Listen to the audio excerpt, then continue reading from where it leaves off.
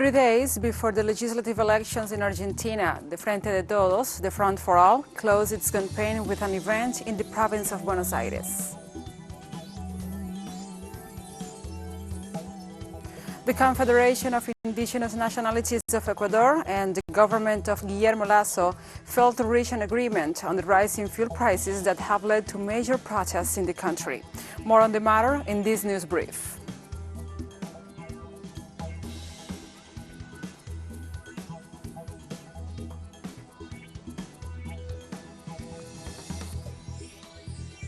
From the headquarters of Telesur English in Havana, Cuba, this is From the South. I'm your anchor, Gladys Quesada, and these are the news today.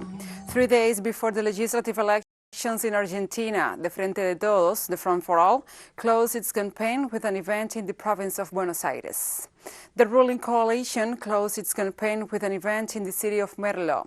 The main speaker was President Alberto Fernández, who was accompanied by Vice President Cristina Fernández and the Governor Axel Kicillof, among other officials. In his speech, the president reviewed the promises fulfilled by his administration and criticized the crisis inherited from the prior administration of ex-President Mauricio Macri. This Sunday's elections will renew half of the Chamber of Deputies and the third of the Senate, where the ruling party seeks to maintain the absolute majority. Back then, when we were told, do not stop the economy, let everything go in the same way, let those who have to die, die. We chose something else. We chose to protect you. We chose to care for all Argentinian men and women. President Alberto Fernández referred to former President Mauricio Macri's role in the debt with the International Monetary Fund and affirmed that his government chooses to prioritize the Argentinian people in order to solve the problem inherited from the previous administration. Now we have to solve the debt the International Monetary Fund has left us with. Of course we have to solve it. But I tell you, I am not going to solve it in 5 minutes, because whoever solves this problem in 5 minutes will have accepted they are right in demanding everything they are demanding. And I give you, and not the fund, the reason, so I will take all the time I need to find the best deal for the Argentinian people. 800 people who form part of a migrant caravan crossing Mexico have regularized their situation in the country with the help of the authorities and desisted from continuing the dangerous journey north. The National Institute of Migration provided humanitarian visitors cards to foreign citizens who are in vulnerable conditions and voluntarily decided to abandon the caravan. The mainly Central American nationals who benefited from these measures are now in the southern state of Oaxaca, where they are considering their options. Mexico saw a record number of people crossing its territory to reach the United States in September. The government continues to urge the United States to meet its commitments to finance programs in Central America, to provide job opportunities and tackle poverty to allow people to stay in their home countries.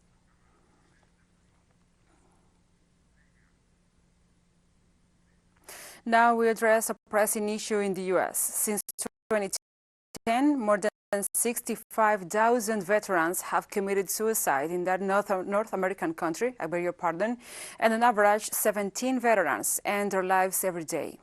The data represents more than the number of U.S. troops killed in Vietnam, Afghanistan, and Iraq combined. A report issued by the Department of Veterans Affairs showed that a 77% decrease in 2019 to 17 veterans dying by suicide each day, though the rate is still far too high.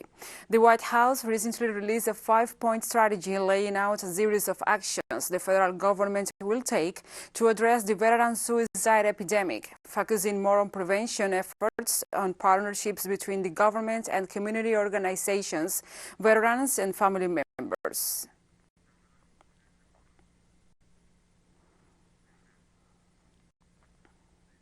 We move on to other topics. U.S. corporation Boeing has admitted its full responsibility for a 2019 plane crash in Ethiopia and agreed to compensate the families of the 157 victims. According to a legal stipulation filed in a United States District Court in Chicago, the company accepts responsibility for the crash of Ethiopian Airlines Flight 302 in March 2019. Boeing blamed the crash on a software that resulted in loss of control and admitted that the plane was in an unsafe condition to fly. While the settlement does not specify monetary compensation to the families of the victims, it will allow them to pursue individual claims in the U.S. courts instead of their home country. Lawyers for the families said it was a significant milestone for families to achieve justice. The deal means that Boeing will not face claims for punitive damages.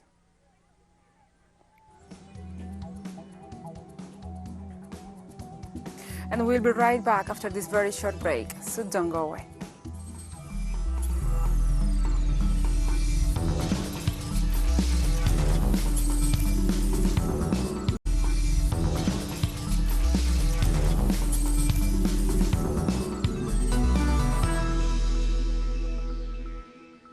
Welcome back to From the South. The Confederation of Indigenous Nationalities of Ecuador and the government of Guillermo Lasso failed to reach agreements on the rising fuel prices that have led to major protests in the country. According to sources on the ground, the latest round of talks was rushed and lacked a clear agenda. Our correspondent, Maria Fernanda, brings us more details. After 5.5 hours of talks, the indigenous movement and the government failed to agree on the reduction of fuel prices, a controversial issue which at the end of October caused a national strike. What I picture is Leonidas Issa having to force his way in, being almost dragged by the presidential security, a meeting silenced by the president himself, who did not allow it to be openly broadcast by the press, leaving behind a bad taste after a meeting that ended in vague statements from both the government and the CONAI Confederation. After the talks, the leader of the Indigenous Confederation proposed a deadline to the government to accept the demand to fix the price of a gallon of extra gasoline at $2.10 and diesel at $1.50. After everything that has happened, attacks, speculations, due to our democratic spirit, we have come here to demonstrate that we seek a dialogue with result on the fuel issue. The national government will review internally what they can do. In this sense, we as a collective hope that in 15 days we can have an answer on the fuel issue. According to Aguilar, this deadline offers a positive image for a negotiation process that is not real. In 15 days, we will say that Lasso will not be willing to reduce to a minimum the neoliberal IMF imposed program he is engaged in, and CONAI will have to radicalize its proposal through resistance in the streets. Citizens hope that the talks between the two sides will yield results, while recognizing that the rise in fuel prices has had an impact on the local economy. When gasoline goes up, everything goes up. Now there is no money left. We are going through difficult times. The commendable thing is that they talk and reach a good agreement, but I do not agree with the mobilizations because they damage the road and there are infiltrators that damage the city. The government has recognized that the talks will continue.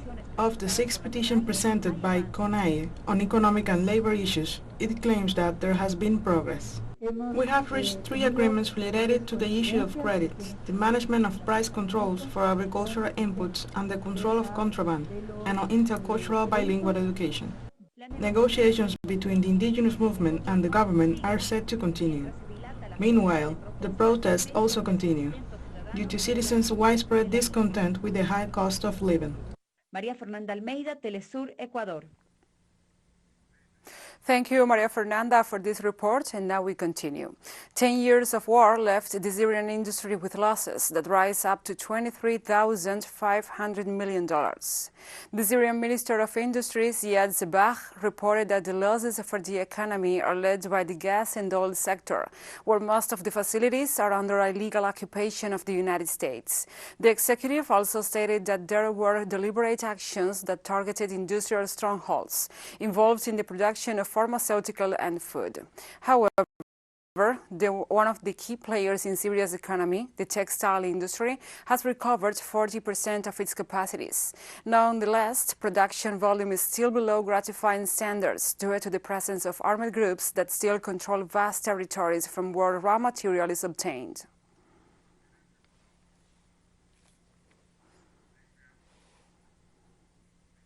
In China, authorities held a conference after the 6th plenum session of the 19th Central Committee of the country's Communist Party. The session, which lasted 4 days, ended Thursday with the disclosure of a communique where the historic resolution was adopted with the main achievements and experiences of the Communist Party of China's 100 years. The plenum celebrated the high notes of the cultural construction and ideological work set by the organization. Regarding common prosperity, the gathering arrived to the conclusion that companies must operate in a legal and honest way, treat employees with kindness, and create riches for the people's well-being.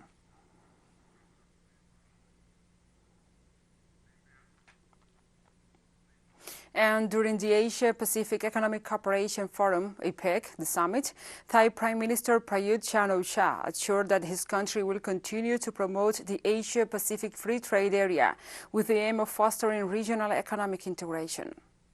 Tailandia se esforzará por revitalizar la conversación en curso sobre la realización del área de libre comercio de Asia y el Pacífico, en la era posterior al COVID, con miras a promover la integración económica regional, así como adoptar la digitalización y abordar otros intercambios comerciales contemporáneos que incluyen el cambio climático, la salud pública y el desarrollo inclusivo.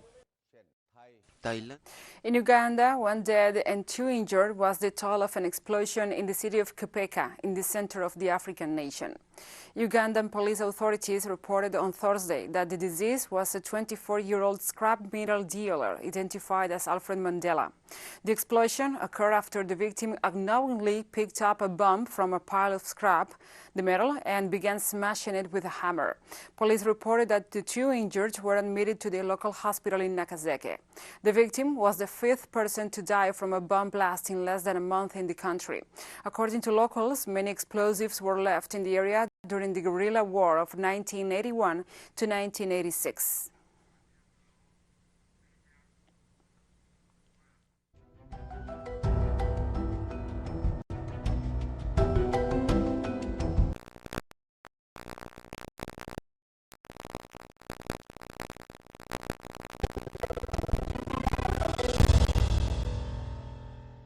Now we address other topics. In Kenya, environmental activists and World Food Programme officials said that climate change is the major cause of extreme droughts in the north of the country, causing food shortages. The drought is causing water shortage in some rivers in Nakaria near Kalokal, as well as in the region near Lake Turkana. For this reason, local people are forced to dig deep wells in search of water, despite the poor conditions of the land. Local environmental activist Billy Kepu said that the lack of water is causing a food crisis in the region, where almost 100,000 people live. The World Food Programme has also warned about the high levels of malnutrition there.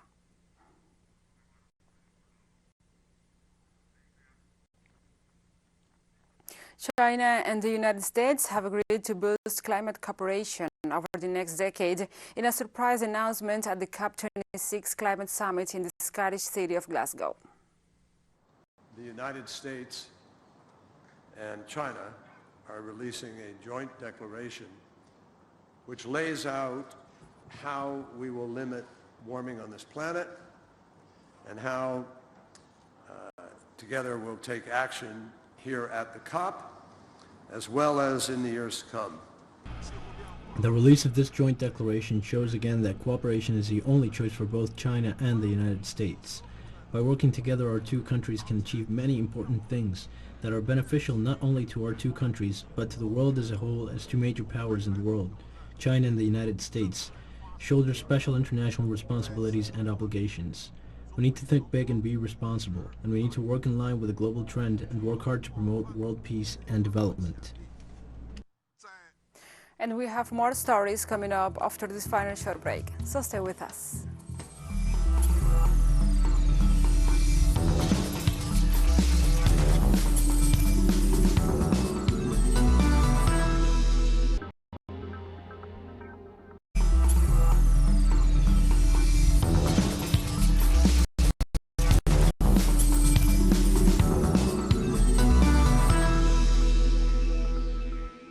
Welcome back. People in Sudan's capital, Khartoum, took to the streets in protest after the announcement that a 14-member transitional sovereign council was formed. Army Chief Abdel Fattah al-Burhan issued a constitutional decree naming a new transitional council headed by himself to lead the country following the military takeover late last month, shrugging off domestic and international pressure to reverse the coup. The new sovereign council, for which one member is yet to be confirmed, includes civilians representing Sudan's regions, but none from the Forces of Freedom and Change, the political coalition that had been sharing power with the military in a democratic transition since 2019. The move is likely to harden opposition among civilian groups who have pledged to resist the takeover through a campaign of civil disobedience, strikes and mass rallies, the next of which is planned for Saturday.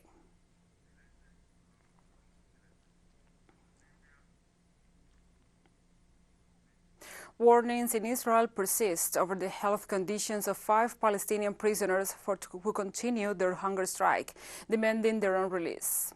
The Authority of Palestinian Prisoners and Ex-Prisoners Affairs warned that the situation could get worse if the captives extend their hunger strike. Ala al-Raq, one of the protesters, now counts 97 days of inanition, while Hisham Abu Hawash follows with 88 days, Iyad al-Harimi with 51, and Luay al-Hashkar with 33. Mikad wins. On the other hand, after 113 days of starvation, managed to arrange his release for February.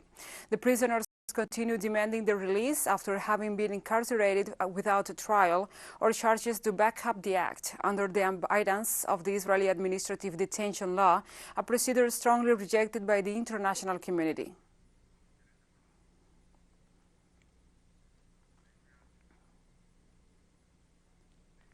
And for the first time, Israel conducts in Bahrain joint naval drills alongside the United Arab Emirates and the United States. The United States Navy informs that the joint activity is being carried out in the Red Sea since Thursday and will last until Monday. The communiqué on the Fifth Fleet disclosed that the maritime cooperation helps protect freedom of navigation and flow of commerce, while Israeli media reported that the operations are executed in response to a supposed Iranian threat to the regional waters. The commander of the Airspace Force of Iran, Amir Ali Hajizadeh, condemned on Thursday the hostile claims of Israeli officials against the Persian nation and assured they are only rushing towards the Zionist state's foretold end.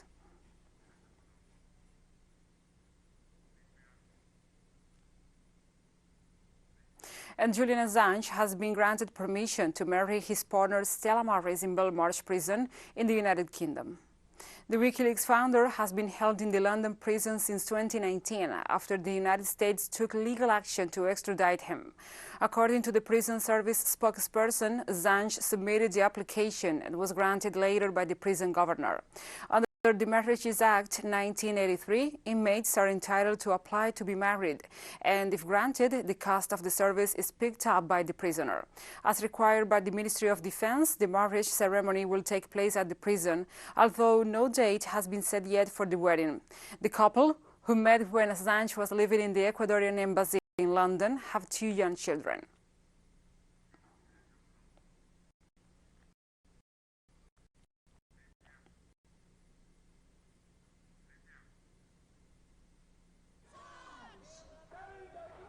And 3 people risking their lives to cross the channel in kayaks have been reported missing by the French Coast Guard. Police found 2 kayaks floating adrift close to the coastline early on Thursday and rescued 2 survivors who were returned to Calais. The pair said a further 3 people were missing, prompting a search operation in air and on sea. On the same day, about 1,000 people reached the United Kingdom after risking their lives in small boats in the Channel, a record for the current series of arrivals. According to data from the United Nations Commissioner for Refugees, more than 100,000 people have arrived in Europe via the Mediterranean by land or sea so far this year. And also citing the same source, at least 1,000 more are estimated to be dead or missing.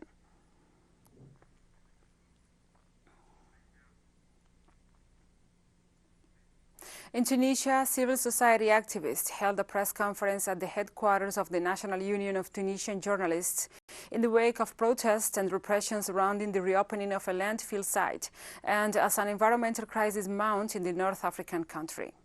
Security forces again fired tear gas at residents of the town of Agoreb on Thursday, who have been protesting against the reopening of the landfill site they consider a public health hazard. The demonstrations escalated after the death of a protester due to the tear gas inhalation.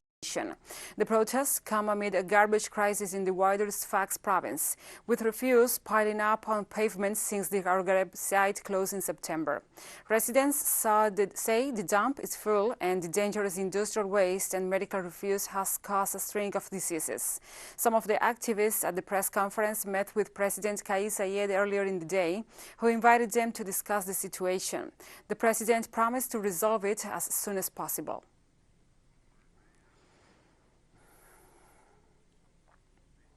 And we have come to the end of this news brief. But remember, you can find these and many other stories on our website at telesurenglish.net. And also, if you feel so inclined, please join us on social media for all the latest news. We are on Facebook, Twitter, Instagram, and Telegram. For Telesur English, I'm Gladys Quesada. Thank you for watching.